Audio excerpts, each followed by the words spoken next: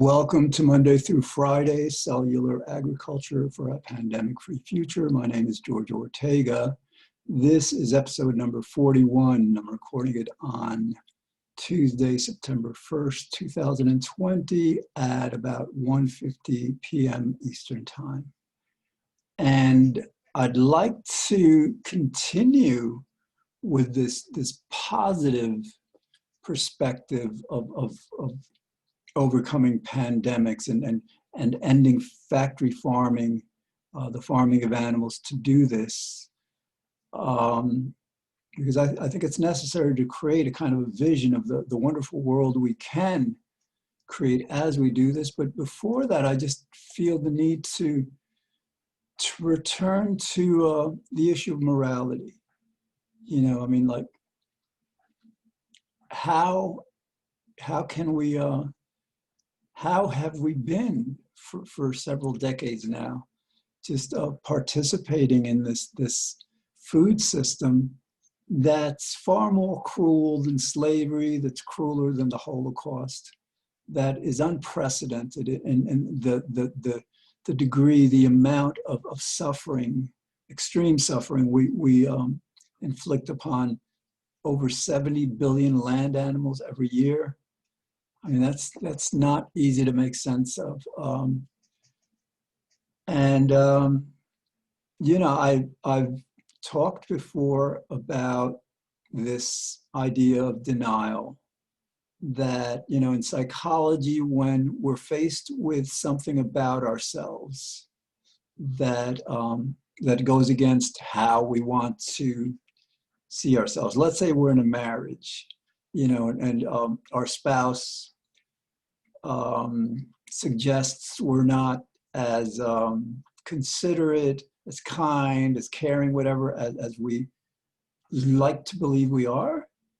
Well, we kind of, in circumstances like that, we'll often kind of like go into a denial. We'll come up with excuses. We'll, you know, for example, like, we might say, well, you know, this my spouse really, in my case, whatever.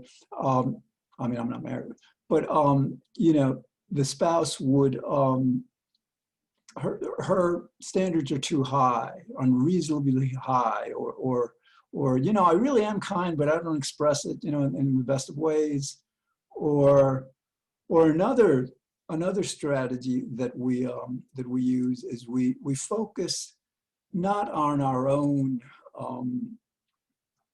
failings, misgivings, limitations in morality, but then we go on the attack. You know, well, you know, yes, I may not be such and such, but, you know, but on the other hand, you are, you know, this is what, you know, this is where you fall short of moral standards. So we kind of like resort to counterattack sometimes. So these are, but we generally have these strategies. Now, in the case of animals, it's difficult to understand, you know, what we're doing that allows us to continue again. And then basically what we're doing is we're saving about 3/4 of the price of our meat, dairy, and eggs. I believe that's what the difference is between if we were to grow these you know, animal products humanely and the factory farming. And so in order to pay a bit less for our food, we participate. Again, not me, I've been a vegan for over 15 years, but those of you who eat meat and fish and dairy that come from animals, you know, you've been participating in this,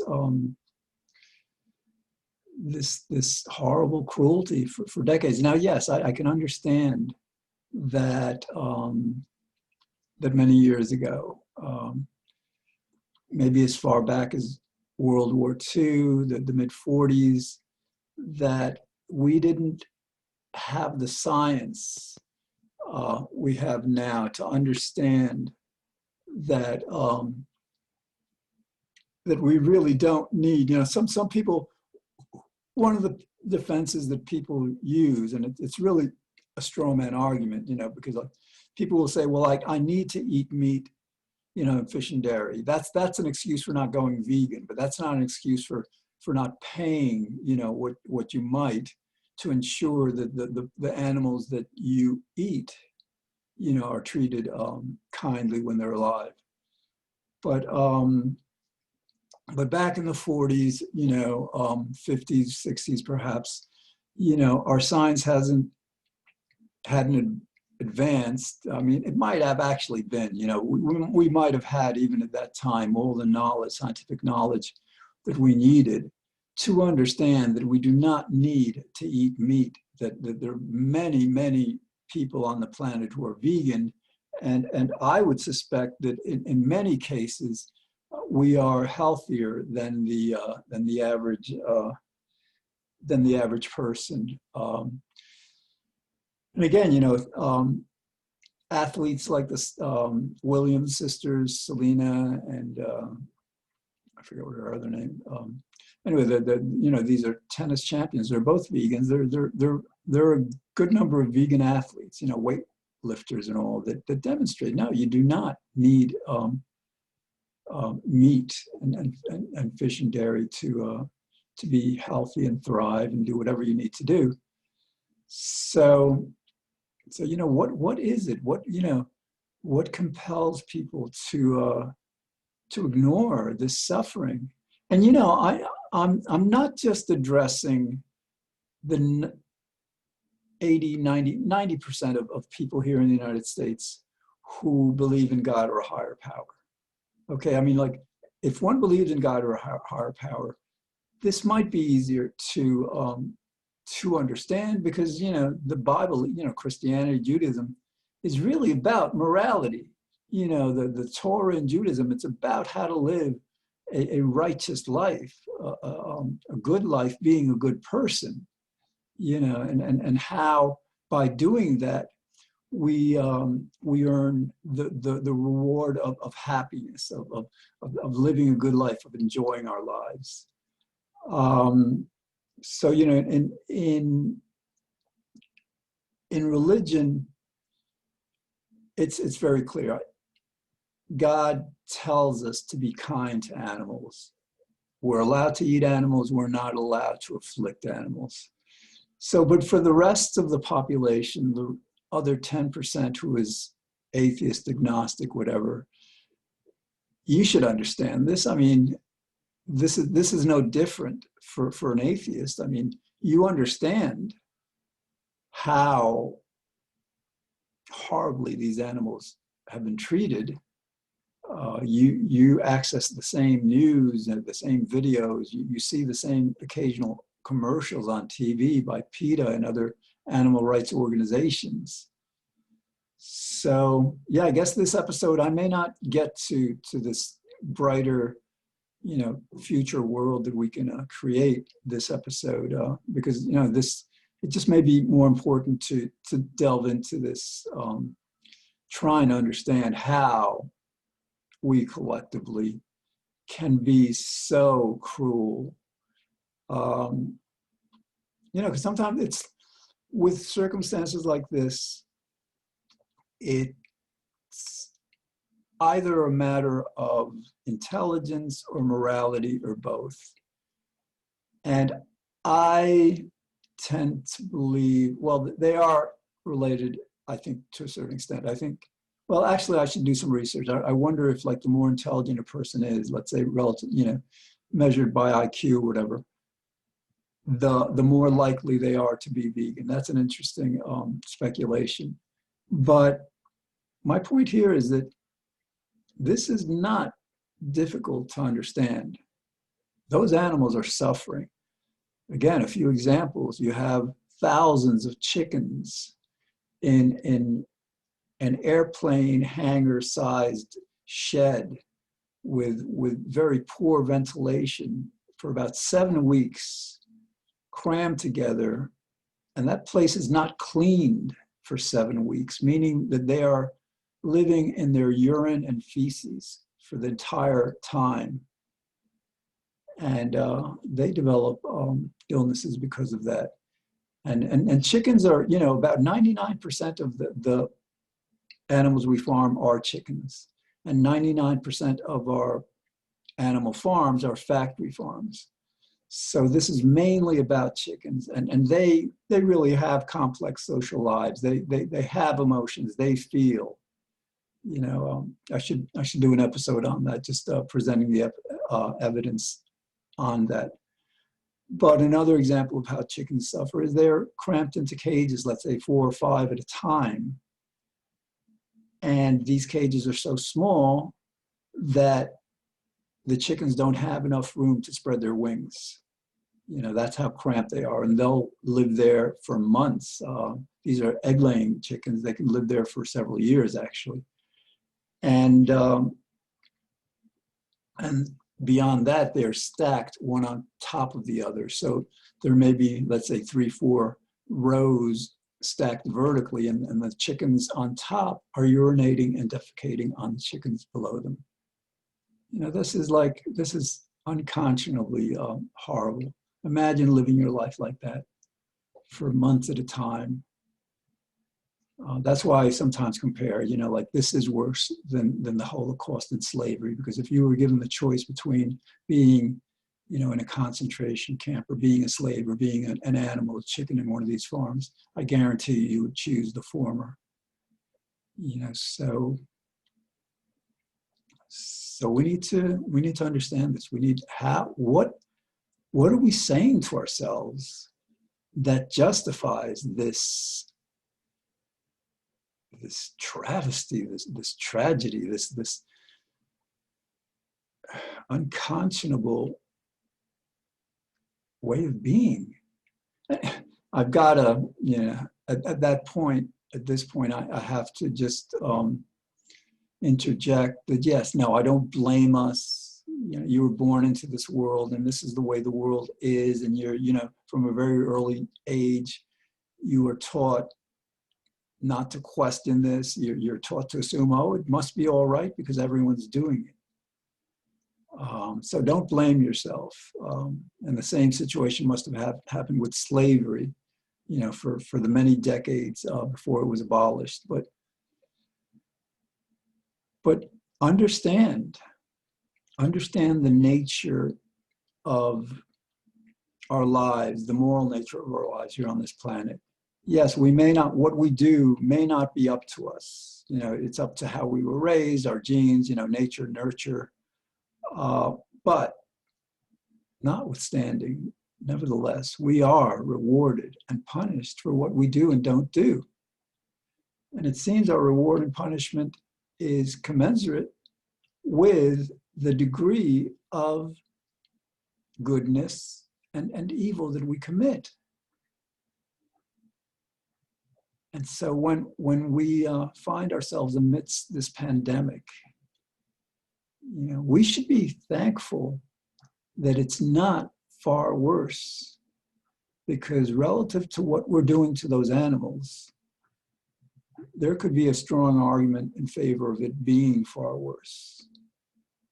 And this isn't just an idle threat. This is actually what nature is telling us.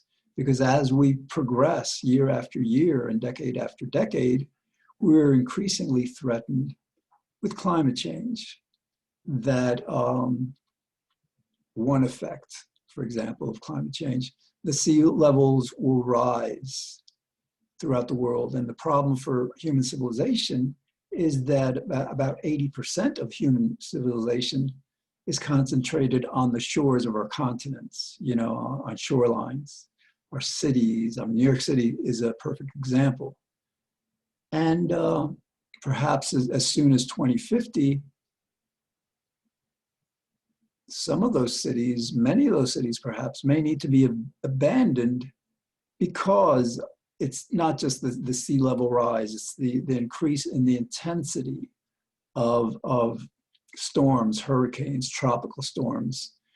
And sometimes you hear that that it's not the frequency of these storms that climate change is amplifying, it's the intensity, but it's actually both. Because what happens is when, for example, a tropical storm intensifies into, let's say, category 1 or 2 hurricane, that's an intensification, but that means that you're having more hurricanes that would otherwise have been tropical storms, or you're having more tropical storms that would otherwise have been just, high winds or just like an ordinary kind of a rainfall. So, but my point here is that God is losing his patience with us. Nature is losing his patience with us. Don't think that human civilization has not been extincted before. We had an ice age 10,000 years ago, and very few humans survived it. More recently, we had World War II, World War I, the Spanish flu of 1918 that killed 50 to 100 million people. I mean, so far, this coronavirus has not killed 1 million people yet. And at least I don't believe so. But it's just consider that it can get a lot worse. So if you're not considering helping us shift from factory farming to either going vegan, which would be the ideal, but very few people, I believe, would do that out of ignorance, I think. But no, I think people like their food. But either we go vegan, or we really fast track the research and development of cellular agriculture, really pump $50 billion into this industry as soon as Biden gets elected next year. And if we refuse to do these things, then what do we expect? I mean, we know this. We apply this kind of understanding to other people. In other words, like we hear of a person who's, let's say, robbing banks or assaulting people. We generally understand that it's a matter of time before they get caught. This idea that crime doesn't pay. The wheels of justice grind slowly, but they grind exceedingly thin. And there is an accounting. And sometimes people believe that they have gotten away with something because they don't make the connections. For example, the number one cause of death here in the United States is heart disease. The number one cause of heart disease is meat consumption. So people are eating a lot of steak, with the saturated fat and cholesterol, and that is just like hardening their arteries. It's creating heart disease, and it's killing them. And they may understand that, yes, they develop the condition from their eating meat, but apparently they don't sufficiently understand that illness that often kills them and sometimes debilitates people is punishment. It's punishment directly from God.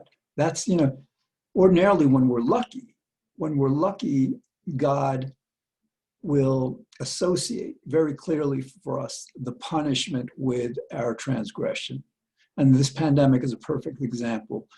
We have been cruelly abusing, torturing animals, over 70 billion again a year, for decades. And it's not an accident. It's not a coincidence that this COVID-19 is a zoonotic disease that came from animals. It's God trying to get us to add one and one and understand, connect the dots. We are being punished in this way because of our treatment of animals. So, but again, I should devote many more episodes to trying to figure this out. What is it that we're not understanding? Many of us have especially the rich. Let's go to people who are really comfortable, well off, who can easily afford to seek and buy meat, fish, dairy, and eggs from farms that treat their animals really well. Now, even those farms pose a risk to pandemics, but it would be a vast improvement over the meat and fish and dairy we buy that's produced in factory farms. So these very rich people have really had no excuse to not seek these products out. That's the reality. They can easily afford them. And if they did, what would happen, and maybe this should be an appeal to the rich, to people who have more than enough money to be able to afford this, if you would start seeking out and buying only meat and fish and dairy and eggs that are, and you have to be, you know, this is something that's not easy because like, it's not easy to find this information, but this really requires a collective effort. But if rich people would do that, or people who can afford to buy kindly raised animal products for food, then two things would happen. One is the price of these foods would come down because there'd be more of a demand, which means maybe the price of the other kind of meat that we buy in factory farms may go up, which would be a benefit in terms of encouraging this transition away from that food. But the other thing I think that would happen is that as the rich people abandon factory farmed food products, then other people would take notice. It would be reported in the news, in the media, politicians would talk about it. I mean, the rich are leaders in our world in many ways. And unfortunately, the rich have not been